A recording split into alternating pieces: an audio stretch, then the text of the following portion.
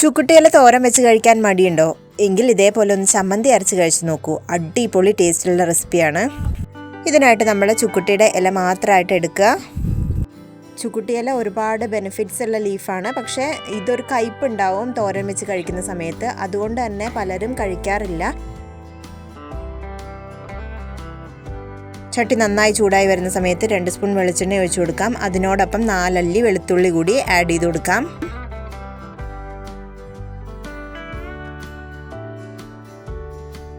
1 cup തേങ്ങ ചിരവിയത് ചേർത്ത് കൊടുത്തിട്ടുണ്ട്. 1 കപ്പ് തേങ്ങയാണെങ്കിൽ 2 കപ്പ് ചുക്കുട്ടിയിലയാണ് നമ്മൾ ഈ ഒരു ചമ്മന്തിക്ക് വേണ്ടിയിട്ട് എടുക്കേണ്ടത്.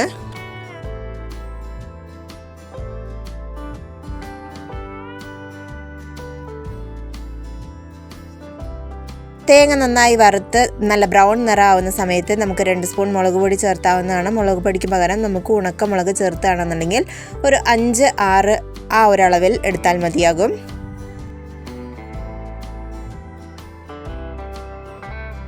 മുളക് പൊടി ചേർത്ത് ആ ഒരു പച്ച മണം എല്ലാം മാറി വരുന്ന സമയത്ത് നമുക്ക് നേരാക്കി വെച്ചിരിക്കുന്ന ചുക്കുട്ടിയുടെ ഇല ഇതിലേക്ക് ആഡ് ചെയ്ത് കൊടുക്കാവുന്നതാണ്.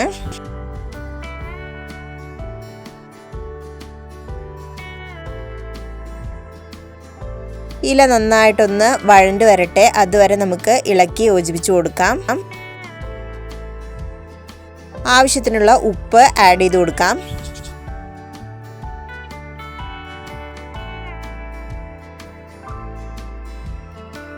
തേങ്ങയും ഇലയും എല്ലാം നല്ല പോലെ വഴണ്ട് കിട്ടിയിട്ടുണ്ട്.